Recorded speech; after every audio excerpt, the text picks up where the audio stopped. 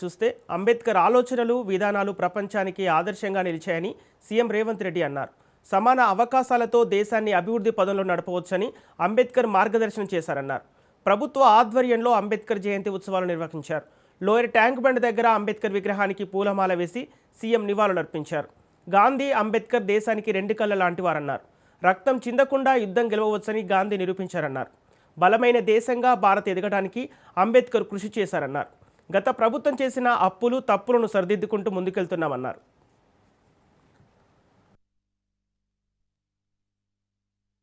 దళితులు, గిరిజనులు, ఆదివాసీలు, బలహీన వర్గాలు, మైనారిటీలు, మహిళలకు సమానమైన అవకాశాలు ఇవ్వడం ద్వారా ఈ దేశాన్ని అభివృద్ధి పదం వైపు నడిపించవచ్చు అని ఒక మార్గదర్శనం చేసిన గొప్ప ప్రపంచ మేధావి డాక్టర్ బాబాసాహెబ్ అంబేద్కర్ గారు అని చెప్పి మనం గర్వంగా చెప్పుకోవచ్చు.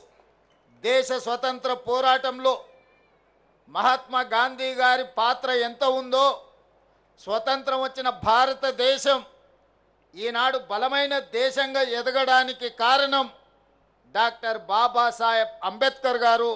ఈ దేశానికి రెండు కళ్ళు, ఒకరు మహాత్మా గాంధీ గారైతే రెండవది డాక్టర్ బాబాసాహెబ్ అంబేద్కర్. మన దేశమే కాదు, ప్రపంచమే గుర్తించింది. ఈరోజు ప్రపంచమే స్వాగతం పలుకుతుంది అంబేద్కర్ గారి విధానాన్ని, అంబేద్కర్ గారి యొక్క ఆలోచనను. డాక్టర్ బాబాసాహెబ్ అంబేద్కర్ గారు ఒకే ఒక్క మాట చెప్పారు, విద్య ఒక్కటే అన్ని సమస్యల నుంచి మిమ్మల్ని విముక్తి చేస్తుంది, విద్య ఒక్కటే మన జీవితంలో మార్పు తెస్తుంది, విద్య ఒక్కటే మన జీవితంలో వెలుగులను నింపుతుంది, విద్య ఒక్కటే సమాజంలో మనకు గుర్తింపు, గౌరవాన్ని, సముచితమైన స్థానాన్ని అందిస్తుంది అని చెప్పి డాక్టర్ బాబాసాహెబ్ అంబేద్కర్ గారు సంపూర్ణంగా విశ్వసించిండ్రు, నమ్మిండ్రు, వారు పాటించిండ్రు. ప్రపంచ దేశాలలో పేరెన్నికగన్న యూనివర్సిటీలలో చదువుకొని వచ్చిన డాక్టర్ బాబాసాహెబ్ అంబేద్కర్ ఆలోచన విధానమే ఈనాడు భారతదేశం యొక్క ఆలోచన. మిత్రులారా, ఆనాడు మంత్రివర్గంలో ఉన్న స్థానం ఎంత, సంఖ్య ఎంత, ఏ జాతికి ఎంతుండేనో మీరు లెక్కేసుకోండి. ఈనాడు ఈ దళితులకు, గిరిజనులకు ఈరోజు మంత్రివర్గంలో ఉన్న లెక్కెంతనో మీరే లెక్కించి నాకు చెప్పండి. ఇవాళ అసెంబ్లీ స్పీకర్గా గడ్డం ప్రసాద్ కుమార్ గారు, లేకపోతే మంత్రిగా దామోదర్ రాజనరసింహ గారు, మంత్రులుగా మరో మిత్రుడు అట్లూరు లక్ష్మణ్ గారు, వివేక్ వెంకట్ స్వామి గారు, ఇలా చెప్పుకుంటూ పోతే ఇంతమందిని, నలుగురు మంత్రులను, ఒక స్పీకర్ను, అదేవిధంగా విప్పులుగా వేముల వీరేశాన్ని, లేకపోతే రామచందర్ నాయకును, ఇవాళ మంత్రివర్గంలో మా సీతక్కను, ఇంతమందికి ప్రాతినిధ్యం ఉమ్మడి రాష్ట్రంలోనైనా వచ్చిందా?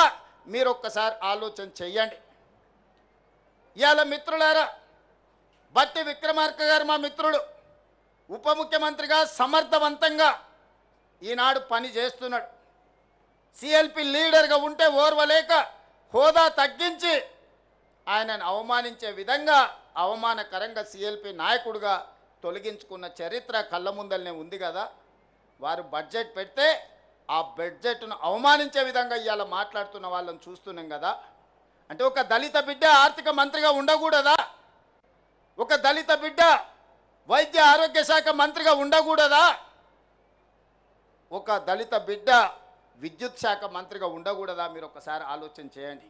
ఒక దళిత బిడ్డ స్పీకర్గా వేదిక మీద కూర్చోవద్దా? ఆయనను అధ్యక్ష అని పిలవాల్సి వస్తుందని కొంతమంది సభకే రావడం లేదంటే ఈ దళితుల పట్ల వాళ్ళకు ఉన్న గౌరవం ఏ పాటిదో మీరు ఒక్కసారి ఆలోచన చెయ్యండి. అందుకే వాళ్ళను మోసం చేసిన ఏ జాతి అయితే అవమానానికి గురైందో ఆ జాతే సభాధ్యక్షుడు హోదాలో కూర్చుంటే ద్రోహం చేసిన వాడు మాట్లాడాలన్నా అధ్యక్ష నాకు మైక్ ఇవ్వాలి అని అడుక్కునే పరిస్థితి ఈరోజు తెలంగాణ రాష్ట్రంలో ప్రభుత్వం కల్పించిందన్న విషయం ఈరోజు మా మిత్రులకు